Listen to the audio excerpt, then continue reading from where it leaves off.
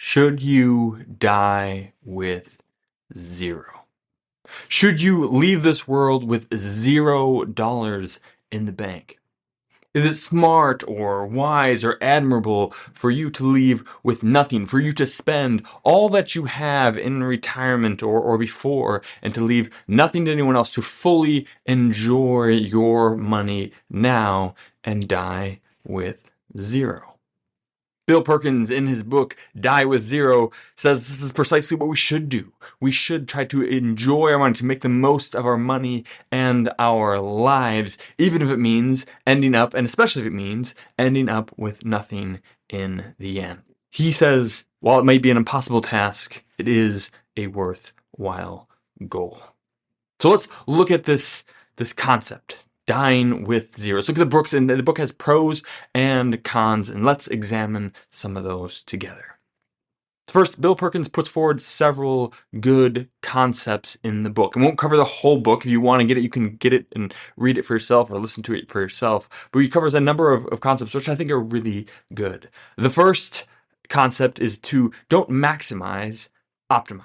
Don't maximize, optimize. That Bill argues that far too many middle and upper class Americans, we spend too much time trying to maximize our money, maximize our retirement funds, maximize all these things, and not enough times optimizing. We try to maximize the amount of money that we die with, and we forego experiences and impactful actions and events and other things that we could do with the people that we love in favor of gaining more money than we could possibly use or enjoy.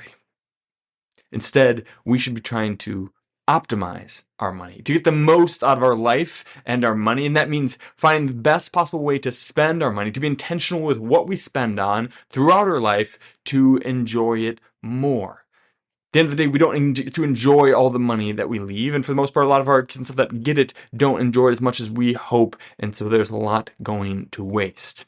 Now, this doesn't mean we're being foolish, doesn't mean that we don't save, or that we don't save enough, or that we spend frivolously, but that we'll find a better life and make a better life if we spend intentionally with the goal of dying with zero.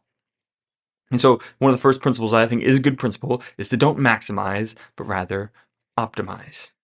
Next, he talks about investing in experience, right? And that many people fall into the trap of only investing in accounts. We accrue large sums of money for when we're old, but by the time we get there, we're too old to actually enjoy it. We don't feel like going and doing anything with it. And that, he says, is a waste. Right? And the data is clear. In the end, no one wishes that they had upgraded their iPhone more often. No one wishes that they had driven better cars throughout their lifetime. The things that we buy and accumulate and possess aren't ultimately what give our life satisfaction. What we truly enjoy are our relationships and the experiences with those people that we love. That is what matters in the end. And time after again, it's been proven that that is what matters. And so we can either wait until we get to that point when we're at the end of our life and we look back and realize we wish we'd spent more time with the people we love, that we invested more in relationships and into accounts, or we can learn from those who have already been there and start making changes now. We can know these things. We can actually believe them, and then we can change our action and behaviors to reflect this reality. And so here's the thing. If we invest more in experiences now with the people that we love, we can earn memories. And memories, he says, pay these memory dividends. Right? Having experiences pay memory dividends. And that is that we have these great experiences with people that we love, and we don't just enjoy it in the moment, but rather that we continue to remember it and relive those experiences over and over and over again. And the sum, the one experience and the sum of all those little remembrances over the course of our life can often all add up to be worth more than the actual experience itself. And that is a good investment. And when we're too old to do anything with our money, when we're our no-go years, those memory dividends can pay us a thick income of times remembered when we can no longer go out and make new memories ourselves. And so invest in experiences, not things. What about the kids, right? And this comes up immediately in his book and then throughout his book, because that is the number one objection that Bill gets. What about the kids? And many folk, right, they aim to leave some kind of inheritance to their children or maybe grandchildren. They believe that if they spend their money down, right, that they are being selfish, that they're somehow spending their children's inheritance, and maybe that their children deserve some of it, or that they're just a bad person if they don't leave an inheritance, so that they're selfish or whatever else. And somehow their children will be destitute if they don't get an inheritance. And we know this is wrong on the face of it, right? If you even, of course, phrasing it that way makes it sound stupid. And so we don't really believe that. But I think a lot of times we can kind of think that. But think about this, right? Most children, when they get an inheritance from their parents, are already in their 50s or 60s. Their retirement is already set, and they're often frequently beyond the optimal years of making memories themselves and experiencing it anyway. And so we have people who live for a long time, foregoing experiences, foregoing building relationships, only to leave a huge chunk of money to their kids who are already doing the same thing. And eventually, no one is truly optimized. No one's truly living the life that they could be living with their funds. So that's what he advocates, right? It's if you are going to leave your kids money, why wait until you die? Why not give them money while you're still alive? Why not remember and enjoy it with them? Right? Instead of giving them all a lump sum in the end, why not give them some chunks along the way? Instead of giving it to them when they're old and they're already set, why not give it to them when they're young and might actually need it? Why not, instead of just thinking about in the future, hey, eventually I'll be able to give them this and it'll be a great blessing, why not actually enjoy the fruits of that blessing now instead of just the thought of it in the future? Those dividends pay beyond your lifetime. What about charitable giving, right? So it's the other objection that gets. A lot of people want to give money to charity when they die, and they've got charities or their church or things in their trusts or in their wills or in their beneficiaries. And the answer for Bill is the same. Why not give it now? Why wait until you die? If you really want to give, if you want to have something left over to give to your churches and charities in the end, why not just give it while you're alive and enjoy the fruits? I thoroughly enjoyed the book Die with Zeros, and I give it a hearty recommendation, but there are a couple of issues that I want to touch on just briefly before we get there, right? One is just the perspective of the author, right? Bill Perkins himself is a multi-millionaire, most of which he earned through being a hedge fund manager, right? Which just gives him a different perspective than you or I or most of my audience listening to this, and that his ability to spend on experiences and enjoy his money and build those quality times instead of building up his wealth is far different than ours, right? And that doesn't to say that isn't still a quality thing for them, right? That people with lots and lots of money, millions and millions of dollars, can't be spending more. It's still an important message for them. It's also still an important message for those who aren't that much, right? Who have much more meager retirement, we'll say, but it's sufficient for them. There's still a lot of good in the principle, even if his perspective is a little bit different, right? He's not really worried about running out of money, and I'm not sure he can completely relate to those who are worried about that. But money is relative, right? What for one couple, dying with $500,000 might be completely running out of money. That might feel like dying with zero to them. Well, for another one, that would be the best case scenario, right? And it's something that they would sacrifice all kinds of relationships and stuff to get to. And so the general principle must be applied to individual households on a case-by-case basis. But still, I see this all the time where far too many middle-class earners, right? People just at standard jobs, but were good, diligent savers. They save way too much, right? They forgo way too many experiences with their kids or their spouses or whatever else in their lives to save up some giant nest egg. They spend more than they're able to. They save up more than they're able to spend, and then they keep more than they should in retirement. Sometimes it's out of fear, sometimes it's out of status, or they finally built this up and now they want to keep it. But I believe that even middle class earners, middle class savers can learn a lot from this principle.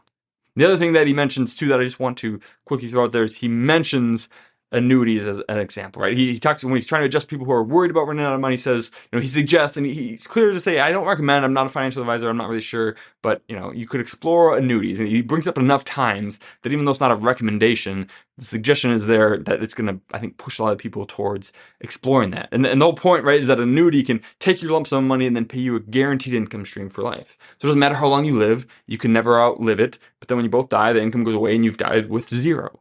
Right, and so that's the plan behind that, right? That's how you can die with zero. You can die with zero money in your account without running out of income because you have this annuity. And if you've been listening to me for any length of time, you probably know that I'm against annuities. That I recommend against annuities. And if you really need one, make sure you get an advisory annuity, right? Because then you get rid of the 7-year surrender period that's on most annuities, where you can't get your money back out without a huge penalty over that time, right? Most people's lives change drastically, even just year to year, let alone over 7 years. And so to think that you're going to be able to commit that amount of money to something and not change your mind, or not have your circumstances changed under you, I think is a bit naive. Like, most people, they just can't do that. And so I'm pretty against annuities. If you have to do one, do the advisory kind. But the thing about annuities, right, is they might be a great way to die with zero, to die with no money left in your accounts, but they're not a great way to maximize your money. They're not a great way to be intentional with your spending and to get the most out of your money, because they're very expensive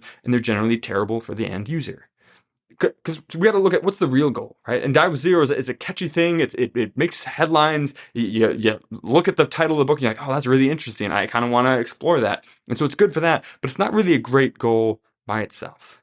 There are ways to truly die with zero, right? You can delay Social Security to the end, and you put all your money in annuities, and that's a really great way to have zero in your account, but have plenty of income coming in, and so that you can never be worried about running out of income, but have zero in your account. That is a great way. So you can do that. It's possible to die with zero. But is that the main goal?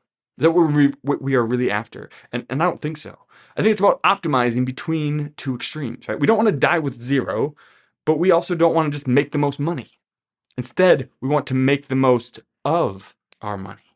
We want our money to go the furthest for us and do the most good for us and our family, and for memories and experiences, and for giving and generosity. Whatever it is, we want our money to do the best for us, not ultimately to die with zero. So there's ways we can do that, right? There's 3 ways. One, have fulfilling relationships. Right? We can't buy relationships, but we can sacrifice our relationships for money. And too many of us have done that, or are in the process of doing that, or will do it in the future, or if we're not careful. And so we can undo that, right? Especially if we've already spent too much of our relationships, too much time building money and wealth instead of relationships, we can start using some of that wealth and money to build back or strengthen those relationships. We can invest in our relationships and in experiences with those people that we love, and make that trade back the other way. We don't want to die with zero, right? We want to die a hero to those we love, and to be most respected and loved by those who know us best. That's what we want. So fulfilling relationships, for meaningful work, right? Is it worth it to work a job that you hate for decades just so that you can have more money in the end? Money that you're probably not even going to be able to spend, and you're just going to end up going to someone else in the first place. And I would say no. I would contend that the answer is no, that we should do meaningful work that we actually enjoy. And if we are just doing a job we hate just for the money, then we might need to rethink what money means to us and what we're trying to do. Meaningful work is better than lucrative work. If you can get both, awesome, but choose the fulfilling, the meaningful work first if you have the choice. And third, having amazing experiences, right? Again, no one looks back on their deathbed and thinks, I wish I'd upgraded my iPhone every year. Nobody looks back and says, I wish I'd driven better cars. I wish I'd bought more clothes. I wish I'd consumed more things. We'll look back and wish we had more time with the people that we love, more experiences to dwell on and enjoy. And so we can have amazing experiences. We can invest in those experiences and make memories that last a lifetime. So how do we do this, right? How do we optimize? How do we make the most of our money? How do we die here? How do we balance living now without jeopardizing ourselves in the future? Well, first we have to adopt the right mindset, right? Why do we have this money? What is its purpose? For many of us, this represents status and achievement. We don't maybe like to admit it, but we look at a large nest egg and it proves to someone, even if that someone is just us, that we achieved something, that we did something worthwhile, that we now, you can look at the fruit of all of our labor and sacrifice, and we see this big pile of money, and for a lot of us, we can't actually fathom that going down. We can't actually imagine that money going down in retirement as we're spending and investing in relationships and giving to people and all these things, because to us then is our worth also going down along with that account balance. So we need to kind of separate, right, our human worth from our net worth and realize that those two are not related, and have just the right mindset around what is our money there for? Where can it be used best? And once we adopt the right mindset, I'm not sure saying you have the wrong mindset. You might not agree with any of these things. And for you, leaving inheritance is the most important thing. And you don't care about experiences or anything. That's fine. But whatever it is, what is the mindset that is best for you and for what you need? And how do we adopt that? And how do we make sure that we're not living in some lies or living on the expectations that others have placed on us, and instead doing what we truly care about? So we need to adopt the right mindset. We need to establish or maybe reestablish our goals, right? What are we actually trying to achieve? What is this money for? Are we trying to leave a huge inheritance? Is that what we really want? Or is there a better way to leave a legacy? Can we leave a legacy of more experiences with our family, of more trips, of more travel, of more gifts, of more generosity, whatever it is? Is there a better way to do this? And so we maybe look at what are we currently projected to leave to our children and grandchildren, churches and charities in the end, and is that too much? Right? Is there something else that we can or should be doing with that? Can we lower that a little bit? It doesn't have to go all the way down to zero. Again, we don't have to die with zero, but could we cut in half what we're projected to leave in the end so that we can do more with it now? Right? So we can build some maybe some final experiences now that we can then enjoy for years and years to come. Only you can answer these questions for yourself. So we need to establish or reestablish our goals, and we need to create a plan to get there, right? A financial plan can help. Don't buy a financial product like an annuity. Get a financial strategy. And the right plan can help you optimize, right? Okay, then so based on these goals, based on where we are now, where we want to get to, how do we make sure that we make the most of our money across our entire lifetime? Right? And then we need to follow and adopt and follow that plan. Adopt it and adapt it. Right? Do the plan, start with the plan, and then it's going to have to change. Right? Because financial planning is not about being precisely right today. It's about being less wrong tomorrow.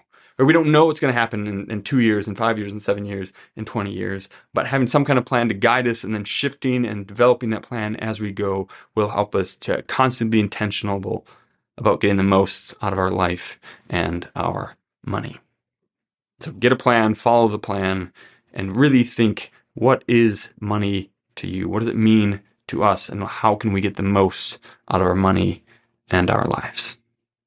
Cheers. If you enjoyed that, you would love being part of our free membership community. It's called Retire Membership, and it has a host of benefits, all for free. For example, you can always buy my book, 3D Retirement Income, on Amazon. But if you join us at Retire Membership, we will send you either a hard copy or paperback for free, provide the ebook and the audiobook so that you can listen to it if you don't have time to read it. In addition to that, we'll also provide you with a bunch of content that you can't get anywhere else. For example, we have our quarterly Retire Mentorship magazine, which comes out quarterly and has no ads whatsoever. It's just timely content to help you stay the course. We also have workbooks for our free online workshop to help you get the most out of those, flowcharts to help you make better decisions, and a weekly email to provide timely content that you can unsubscribe from at any time. We never ask for any payment information, and we never share your information with anyone else. We just want to provide timely content and help you stay the course to retire successfully and stay successfully retired. There's no reason to wait, so join us now at retiremembership.com, where you can click in the link in the description and it'll go right there. We can't wait to see you in the community. Cheers. This podcast is educational only and is not investment, tax, or legal advice.